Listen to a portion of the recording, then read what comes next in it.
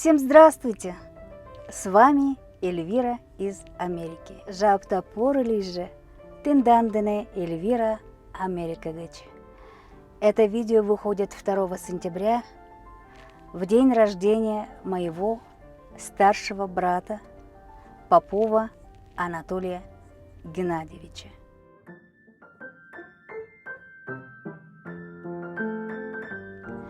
И если бы он жил, то сегодня он бы отметил свое 75-летие.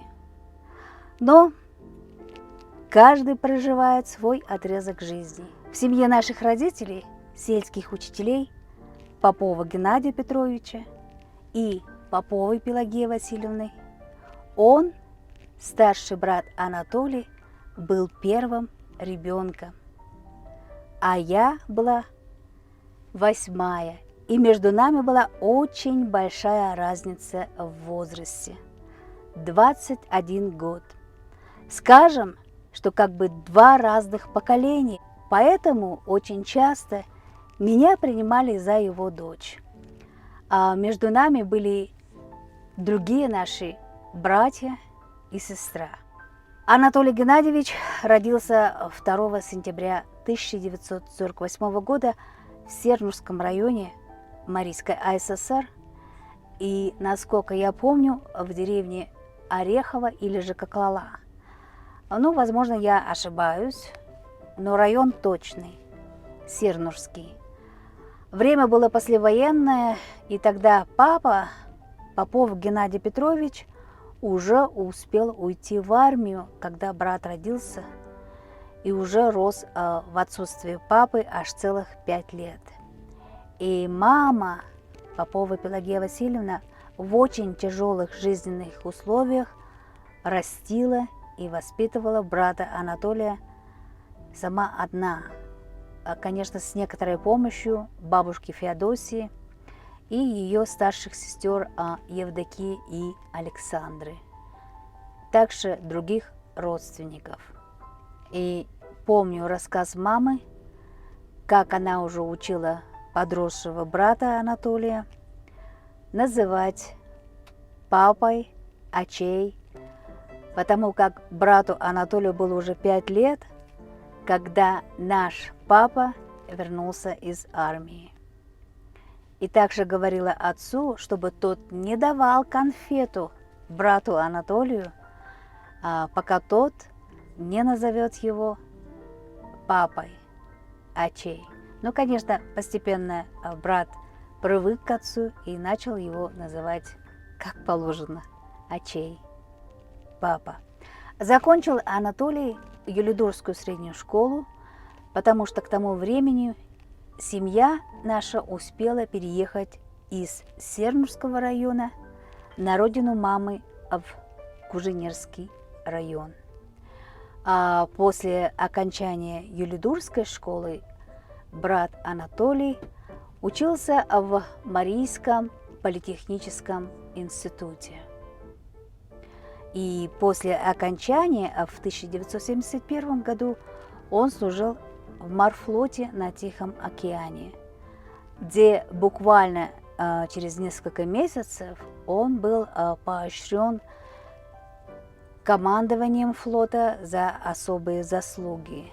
А заслуга его была в том, что когда он был на посту ночью, уже 2-м залпом он остановил японский корабль, нарушающий границу, тогда еще Советского Союза.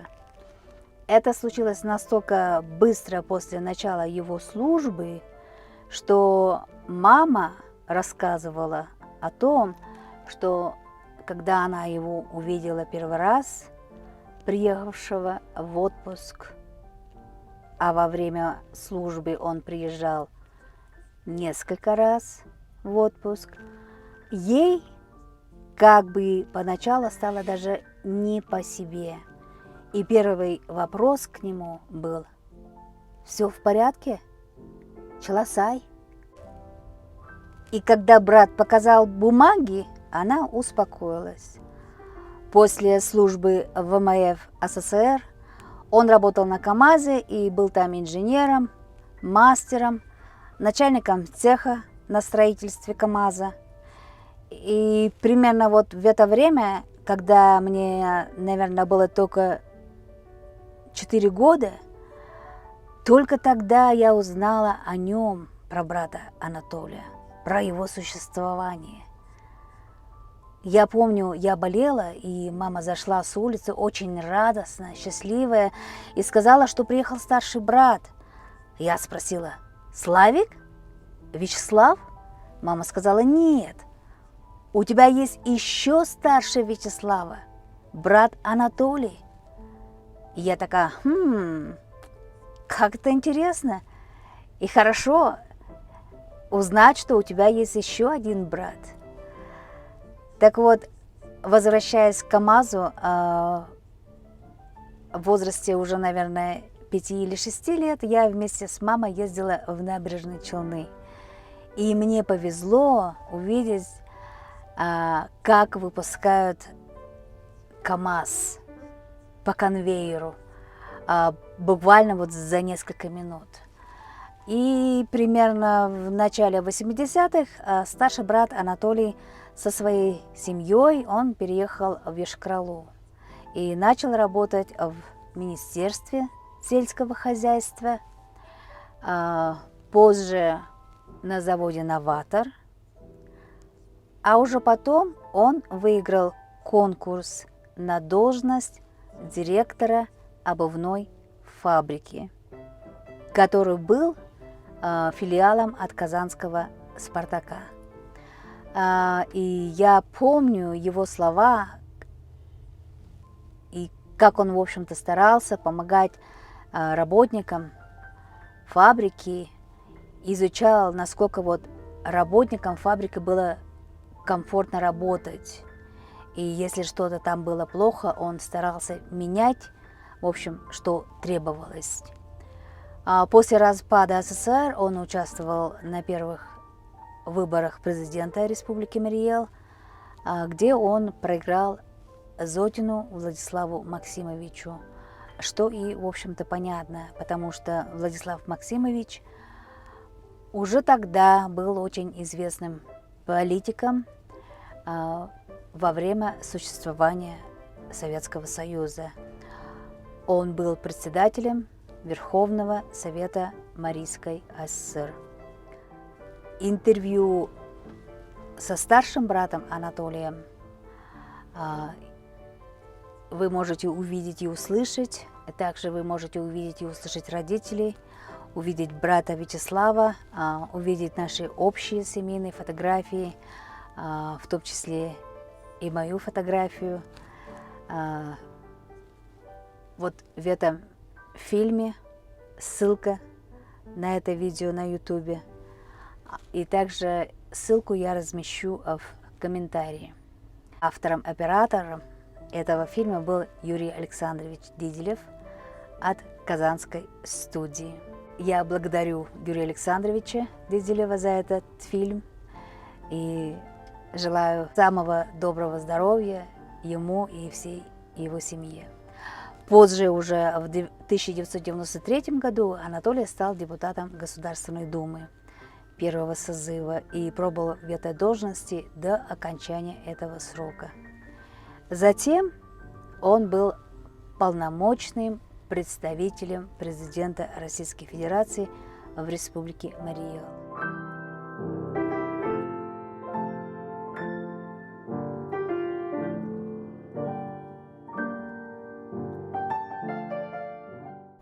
А в 2000 году защитил диссертацию на соискание ученой степени кандидата экономических наук по теме формирования механизма привлечения инвестиций в развитие промышленности на примере Республики Марий Эл. Конечно, учитывая большую разницу в нашем возрасте, особенно когда мне было 18 лет, я, как и все молодые люди этого возраста, была очень умной и знала все абсолютно. И я тогда брату говорила: мне 18 лет, я все знаю, не учи меня. А он учил, наставлял, показывал, от чего я, конечно, уставала.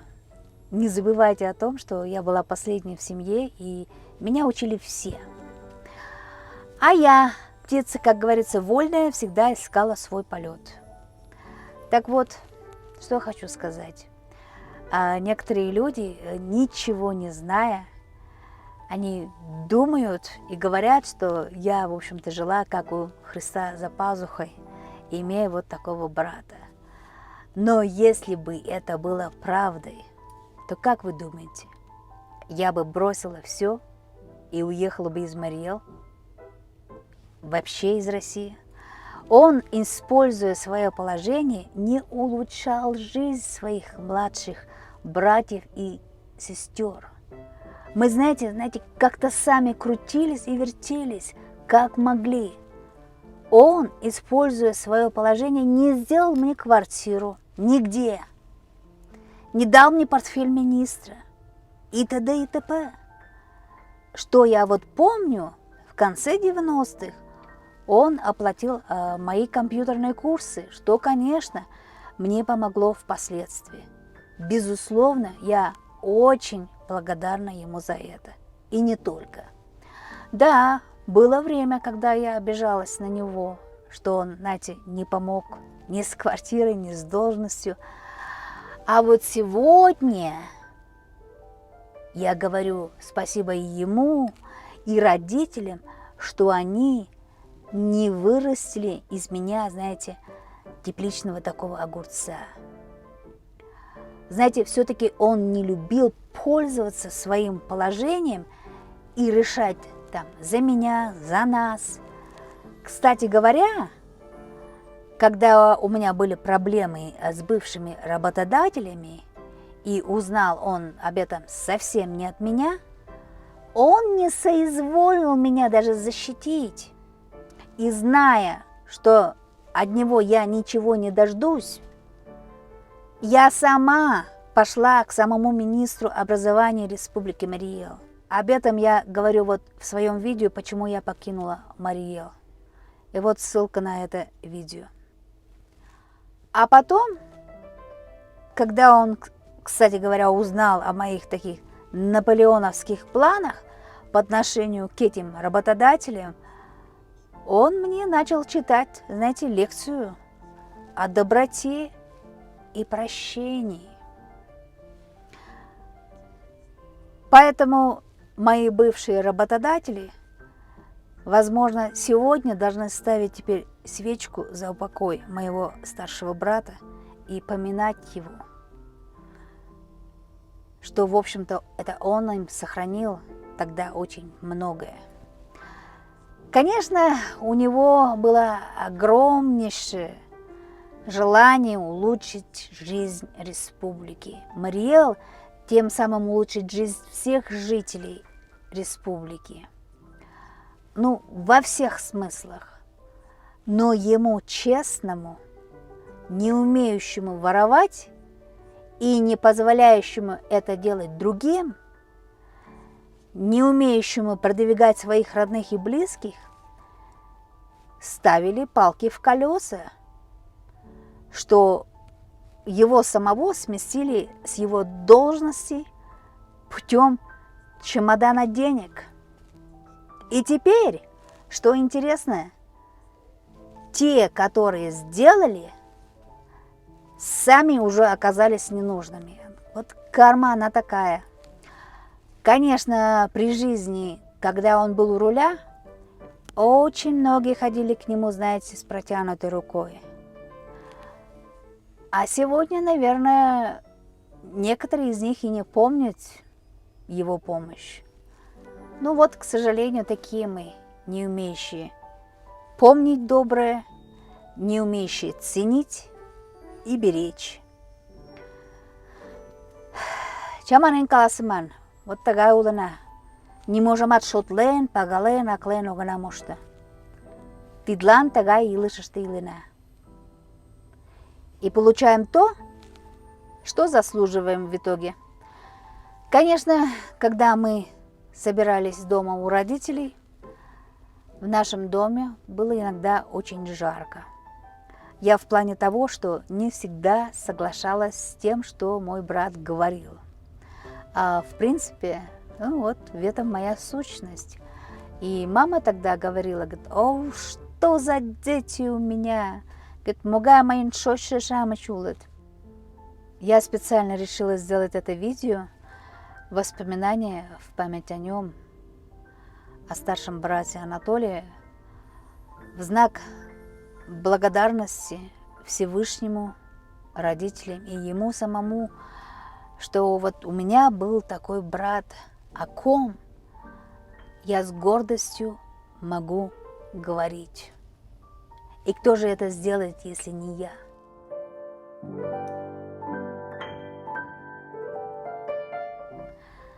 Я благодарна, что у нас было то время, которое мы проводили вместе на картофельных плантациях родителей, мамы.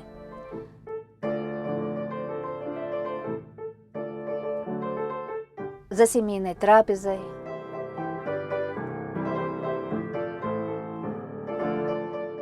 На прогулке по нашему городу Ишкарали.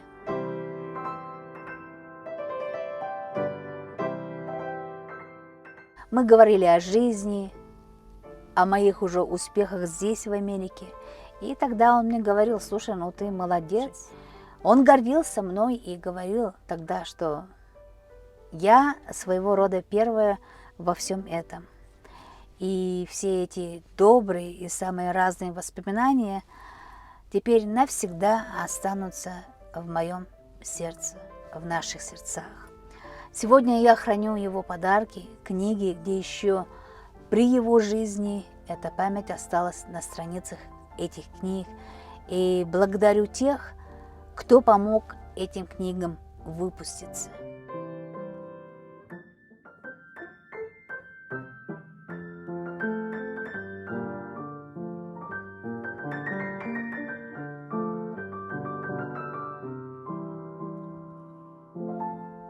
А последние годы своей жизни, и мне кажется, это было из-за его болезни, и по ряду причин я замечала в нем, знаете, раздражительность.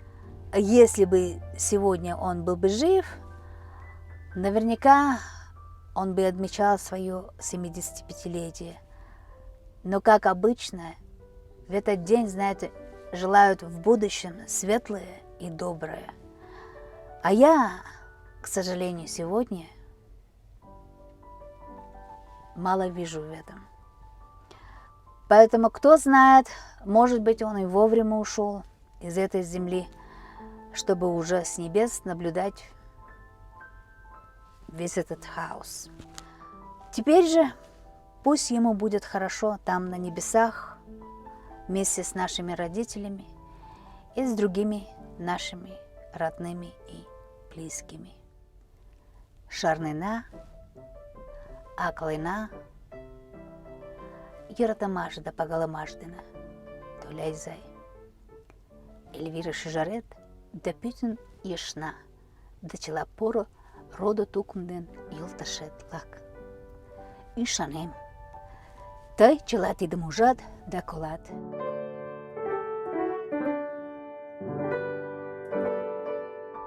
Дорогие друзья, спасибо за просмотр моего видео. Ставьте лайки, распространяйте мое видео, оставляйте свои комментарии. И подписывайтесь на мой YouTube канал, если вы еще не подписались. И будьте здоровы и счастливы. С вами была Эльвира из Америки. Пагалам Юлташлак.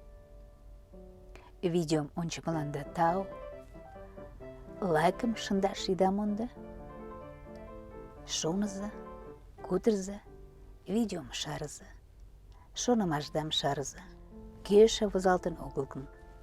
Майын YouTube каналышкем возалса. Тажада Пелан Лиза. Тендандане Эльвира Америка Гичлин.